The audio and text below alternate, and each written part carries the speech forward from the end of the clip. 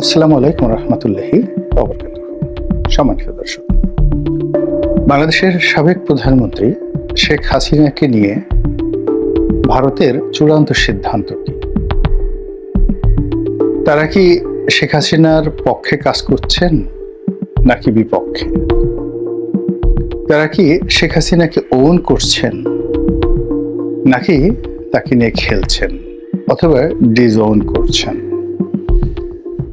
তারা কি শেখ হাসিনাকে হাতে রেখে বাংলাদেশের সঙ্গে যে কূটনৈতিক সম্পর্ক এটিকে দর কষাকষির মাধ্যম হিসেবে ব্যবহার করছেন, নাকি শেখ হাসিনাকে হাতে রেখে তার যে বিশাল একটি দল বাংলাদেশ আওয়ামী লীগ, এই দলের একটা নতুন নেতৃত্ব তৈরি করা এবং সেই নেতৃত্বের যে অথেন্টিকেশন এটি শেখ হাসিনার মাধ্যমে করার চেষ্টা চালাচ্ছেন কিনা আমরা বুঝতে পারছি। প্রথমত, বাংলাদেশকে আপাত দৃষ্টিতে মনে হচ্ছে যে শেখ হাসিনাকে নিয়ে তারা চ্যালেঞ্জ জানাচ্ছে। বাংলাদেশ শেখ হাসিনাকে ফেরত চেয়েছে, ভারত স্বীকার করেছেন যে এরকম একটা চিঠি তারা পেয়েছেন, কিন্তু ফেরত দেয়া হবে কি হবে না এই ব্যাপারে সরকারের পক্ষ থেকে, অর্থাৎ ভারত সরকারের পক্ষ থেকে কোনো বক্তব্য দেওয়া হয়।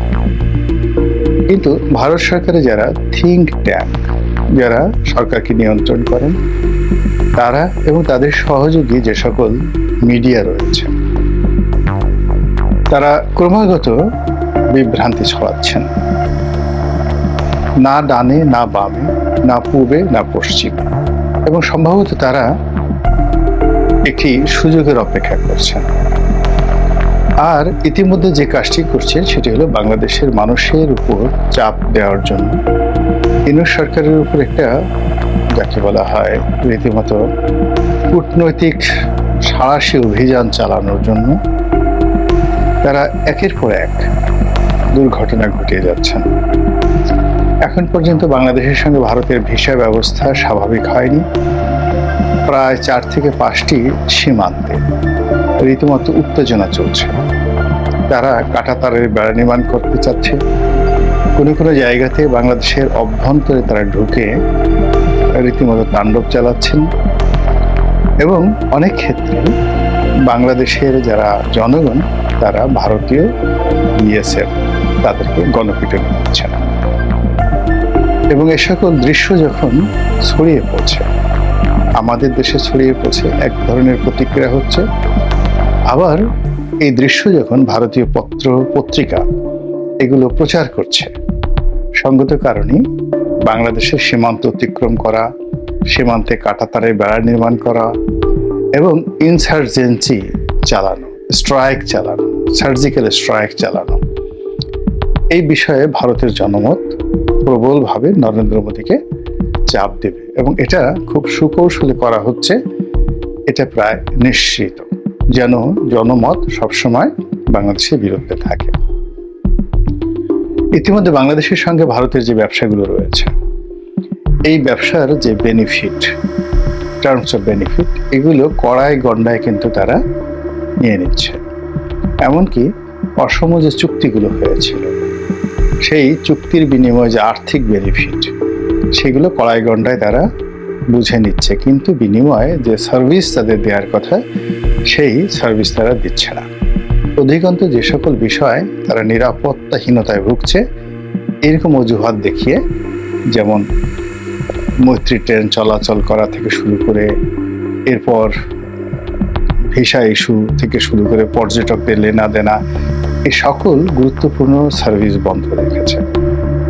এর বাইরে সরকার যাতে বিব্রত হয়, বিশেষ করে পরিবহন সেক্টর, আমাদের পরিবহন সেক্টরের একটা বিরাট অংশ, যেমন মোটর বাইক, ট্রাক, লরি, তারপর বাস, এরপর মেরিন ইঞ্জিন, যেগুলো বিশেষত ডিজেল ইঞ্জিন, সমুদ্রেও চলে, নদ নদীতেও চলে, এর একটা সিংহভাগ আমরা এখন ভারত থেকে আমদানি করছি। ভারত হঠাৎ করে সিদ্ধান্ত নিয়েছে যে এই মোটর পার্টস রপ্তানি তারা করবে না। এর ফলে কি হলো, টাটা কোম্পানি, অশোক লেল্যান্ড কোম্পানি, হিন্দুস্তান মোটরস থেকে শুরু করে আমাদের এই বাংলাদেশে তাদের যারা এজেন্ট রয়েছে, উত্তরা মোটরস, এমনকি ইয়ামাহা, হুন্ডা, আমরা যে সকল বাইক চালাচ্ছি এ সবই কিন্তু ভারত থেকে আসছে। এর ফলে আগামী কয়েক মাসে পুরো পরিবহন সেক্টরে একটা স্থবিরতা দেখা যাবে। এই কাজগুলো তারা করে যাচ্ছে। এখন এই যে কাজগুলো তারা করে যাচ্ছে, কেন করে যাচ্ছে, কি কারণে করে যাচ্ছে, কোনো কিছু না বলে কেবলই মাত্র তারা জটিলতা তৈরি করছে। আওয়ামী লীগের লোকজন ভারতের এই কর্মকাণ্ডে যেভাবে আশাবাদী হতে পারছে না, আবার হতাশাও তারা ব্যক্ত করছে না। ফলে একটা টানাপোড়েনের মধ্যে আমাদের পুরো রাজনৈতিক যে অঙ্গনটি, এটি এখন রীতিমতো অস্থিরতায় পড়ে গেছে। তো যেটা বলছিলাম, এই যে তারা যে কর্মকাণ্ডগুলো করছে, সেই কর্মকাণ্ডের মূলে তারা ট্রাম্প কার্ড হিসেবে সাবেক প্রধানমন্ত্রী শেখ হাসিনাকে তারা হাতে রেখেছে। এখন শেখ হাসিনার ব্যাপারে যদি তাদের খুব স্পষ্ট সিদ্ধান্ত থাকতো, তারা তাকে রাজনৈতিক আশ্রয় দিত, অথবা তারা যদি বাংলাদেশে তাকে রাজনৈতিকভাবে পুনর্বাসিত করতে চাইতো, তাহলে তাদের এক ধরনের কথা তারা বলতেন। কিন্তু চাণক্য নীতি অনুসারে তারা যে শেখ হাসিনার বিষয়ে ভীষণ রকম কনজারভেটিভ আচরণ করছে এবং ভীষণ রকম নীরবতা অবলম্বন করছে, যা কিনা বর্তমান সরকার যারা রয়েছে তাদের রীতিমতো কম্পন ধরিয়ে দিয়েছে। এবং শেখ হাসিনাকে হাতে রেখে ইতিমধ্যে তারা বিএনপির সঙ্গে বার্গেনিং করার চেষ্টা করছে, জামাতের সঙ্গে বার্গেনিং করার চেষ্টা করছে, আর তাদের যে বিশ্বস্ত প্রতিনিধি বাংলাদেশে আছে সেটা হলো জাতীয় পার্টি। এর বাইরে কবি, সাহিত্যিক, সাংবাদিক থেকে শুরু করে ব্যবসায়ী মহলে ভারত যে তৎপরতা চালাচ্ছে তার কিছু নমুনা আমরা সাম্প্রতিক সময় দেখতে পাচ্ছি। অনেক বড় বড় ব্যবসায়ী আওয়ামী লীগ জমানায় যারা এই কয়েকদিন চুপচাপ ছিলেন, তারা আবার মাথা চাড়া দিয়ে উঠেছেন এবং তারা বিএনপি, জামাতের বড় বড় মাথাকে, বড় বড় নেতাকে, এমনকি সমন্বয়কদেরকে যেভাবে তাদের মিডিয়া হাউসগুলোর মাধ্যমে একবারে বলতে গেলে নাঙ্গা করে দিয়েছেন বা দিচ্ছেন, এতে করে রাজনৈতিক যে বিশ্বাস, আস্থা, এটি মারাত্মক ঝুঁকির মধ্যে পড়েছে। কেউ কাউকে বিশ্বাস করছে না। এই অবস্থার মধ্যে কেউ বলছে শেখ হাসিনা 19 তারিখে ভাষণ দেবেন, কেউ বলছেন 20 তারিখে ভাষণ দেবেন, কেউ হয়তো বলার চেষ্টা করছেন যে 20 তারিখের পর থেকে ছাত্রলীগ মাঠে নামবে, যুবলীগ মাঠে নামবে। ঘটনা যাই হোক না কেন, বাংলাদেশের যে দুর্বল প্রশাসনিক ব্যবস্থা এবং প্রশাসনের রন্ধ্রে রন্ধ্রে যেভাবে আওয়ামী লীগের লোকজন বসে আছে, তো সেখানে যে কোনো সময় যে কোনো ঘটনা ঘটতে পারে আওয়ামী লীগের পক্ষে এবং সরকারের পক্ষে, এতে কোনো সন্দেহ নেই। এই বিষয়গুলোকে মোকাবেলা করার জন্য একমাত্র শক্তি ছিল ছাত্র এবং জনতার ঐক্য, যে ঐক্যটি এখন আগস্ট, সেপ্টেম্বর, অক্টোবর মাসে যেভাবে ছিল, এই জানুয়ারি 2025 সনে এসে সেটির এখন শতকরা 5 ভাগও নেই।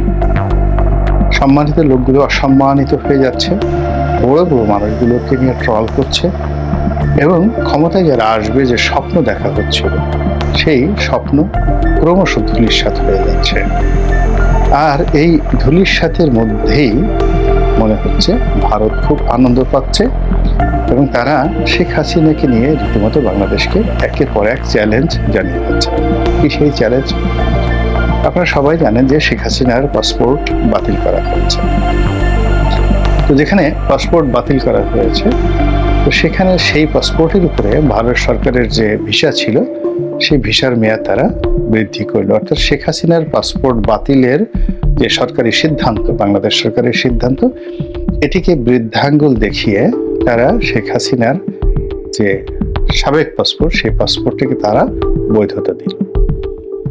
দ্বিতীয়ত, এবং সেই পাসপোর্টের উপরে তারা তাদের ভিসার মেয়াদ বৃদ্ধি করে দিল। যদি তারা তাকে নিয়ে নিজের দেশে দালাই লামার মতো চিন্তা করতেন, কিংবা তাকে যদি তারা নিজেদের দেশে সেই লেন্দুফ দর্জির মতো চিন্তা করতেন, তাহলে বাংলাদেশের এই পাসপোর্ট নিয়ে বা ভিসা বাড়ানো নিয়ে তারা কোনো নাটক করতেন।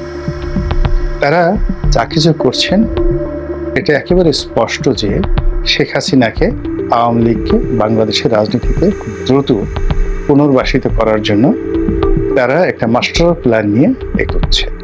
এখন আমরা ভারতের সেই যে মাস্টার প্ল্যান, সেই মাস্টার প্ল্যানের বিপরীতে কে কি করছি বা কে কি করব সেটাই দেখার বিষয়।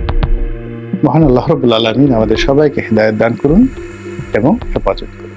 আসসালামু আলাইকুম ওয়া রাহমাতুল্লাহি ওয়া বারাকাতুহু।